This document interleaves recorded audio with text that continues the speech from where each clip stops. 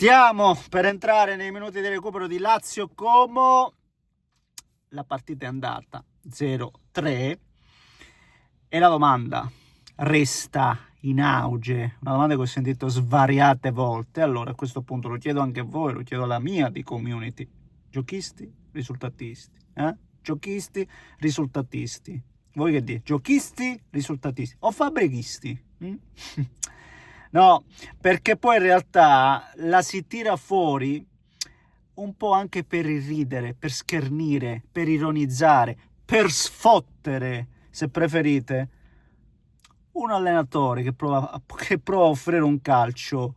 Non mi viene da dire moderno, perché poi non è questione di moderno, il calcio cambia di anno in anno, c'è una continua evoluzione, sempre più veloce, devi sempre aggiornare schemi, soluzioni, tutto quello che vi pare, e non c'è secondo me neanche un meglio e peggio.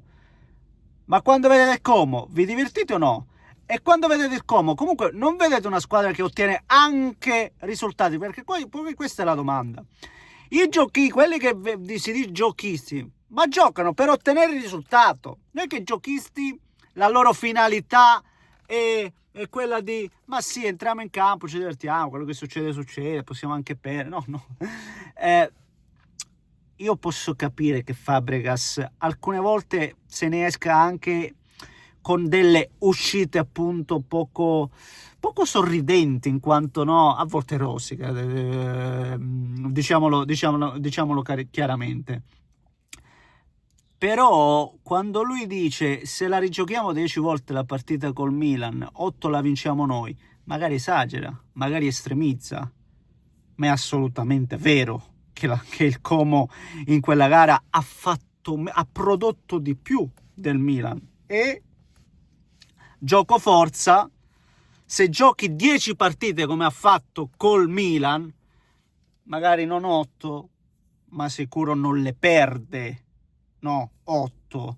Che le vinca qualche probabilità c'è, che ne perda 8 su 10, molto meno mi sento di dire. Infatti questa sera, esprimendo il suo di calcio, ha proprio arato la Lazio, che poi ha anche delle problematiche secondo me adesso legate anche un po' alla motivazione di alcuni giocatori e di tutti quanti, perché poi la Lazio, tu sei all'Olimpico e dopo mezz'ora poteva stare già 3-0 la partita, non c'era già nulla da dire in tutta la gara. Io ho visto un tiro di Isaksen nel finale, ma vado a memoria, a fine del primo tempo c'è stata l'occasione di Zaccagni, stop, cioè troppo poco per la Lazio. Ma ne parliamo, e come se lo facciamo, signori miei, proprio quando siamo al triplice fischio. Io nell'attesa innanzitutto vi ringrazio nel momento in cui lasciate quel pollice in su, perché l'algoritmo, lo sapete bene, ha sempre bisogno di cibarsi, sempre di essere inforcato, no? Di essere cibato, diciamo così. Se volete trovate in descrizione tutti i profili social, attivate la campanella, iscrivetevi se non l'avete ancora fatto, e se volete io vi ringrazio. E sì, siamo al triplice fischio. Puoi chiudere, switchiamo. Ma ne vuoi rispondere tu, giochisti o risultatisti? Non è la vita che non appare, non compare sul canale. Giochisti? Risultatisti, quindi sei allegriana. Sì, l'importante è vincere. Quindi Fabregas non vuole vincere, secondo te? Vabbè, no, non sì, vuole vincere. Fabregas vuole vincere più d'Allegri, rosica più d'Allegri quando non vince. Più concretezza. Più Allegri, rosica ancora di più. Bisogna essere concreti nella vita. Vabbè. Stasera sicuramente il Como lo è stato. 3 gol, ripeto, e che gol, ragazzi. Io il terzo gol è di una bellezza, mamma mia, ragazzi, quando non so ancora, devo ancora decidere se è più bello il tiro di Nico Pass o se mi prendo l'assist, no, il tacco con i tempi giusti, col giusto dosaggio di Baturina. Propendo per il secondo, perché Baturina ha fatto, perché Nico Pass no, pure Nico Pass ha fatto una grande partita, ma Baturina, che non avevamo visto, no? Che ci chiedevamo perché se ne è sempre parlato un gran bene, si era visto poco, e adesso invece sta salendo in gatta, con quel gol contro il Bologna, se non sbaglio, no? Nel finale, oggi giocate ad alta scuola, ha funzionato il fatto di non offrire punti di riferimento lì davanti, quindi tenendo in panchina Dúvikas, può essere anche questa una soluzione vincente, ma anche qual è stato il secondo gol? Se non sbaglio il secondo, dove praticamente è un 4 contro 3, cioè in aria sono più giocatori della Lazio più giocatori del Como che della Lazio stessa, il rigore sbagliato da Nico Pass,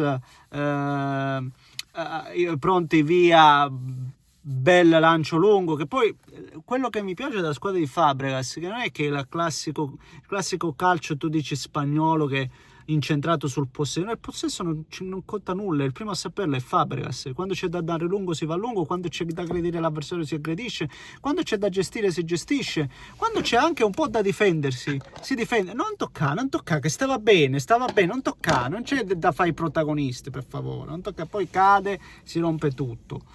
E quindi questo è il discorso. Poi, come dicevamo prima, non è che il Como è la classica squadra che piace giocare a pallone, giochisti, e quindi tutti all'attacco, non si difende. No, il Como, se non sbaglio, lo devo guardare, fino a poco tempo fa era la seconda miglior difesa ed era lì insieme alla Roma. Poi c'è stata la brutta sconfitta con l'Inter, l'unica veramente brutta sconfitta del Como, e ha perso un po' di grip nella fase difensiva perché hanno preso 4 gol da noi.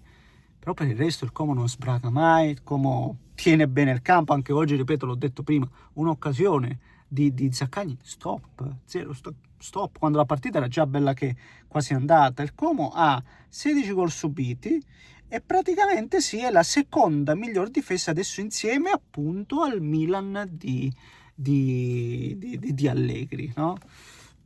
Io raga, posso capire che poi ci sono le fazioni, ci si scherza, ci si gioca, ma non discutiamo Fabregas, non discutiamo Fabregas, perché se è vero che il Como ha una proprietà brillante, mette a disposizione il fatto di poter fare scouting, però il Como sta andando a prendere tutti i giovani, e poi i giovani vanno valorizzati, vanno tirati fuori, vanno sgrezzati, vanno lavorati, quindi c'è tanto lavoro e c'è tanto lavoro ben fatto, e ad avercene squadre come il Como. Sono molto dispiaciuto per la Lazio, ecco, chiudiamo parlando un po' di Lazio. Mi dispiace perché specialmente stasera col Verona aveva tirato fuori comunque la vittoria, il carattere, l'ha voluta portare a casa, ma anche se vogliamo con la Fiorentina, però è una squadra che stasera mi è apparsa proprio.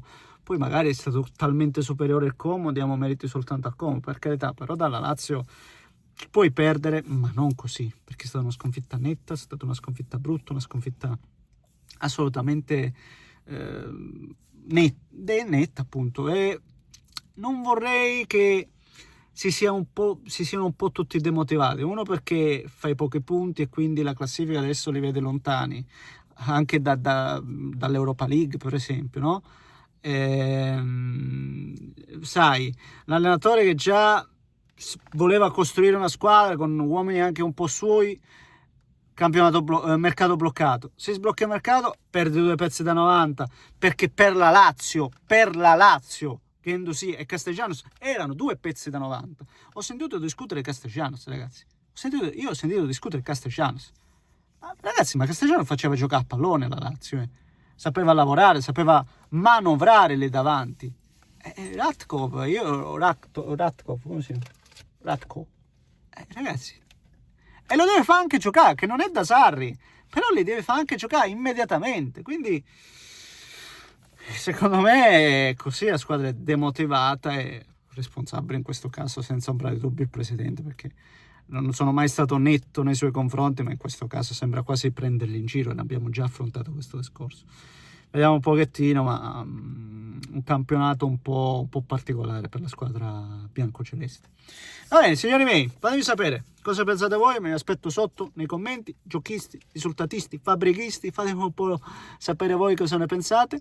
E niente, un grande abbraccio da Nesca. Siamo tornati un po' a fare video in macchina, una vita che non facevamo video in macchina, e va bene, un grande abbraccio.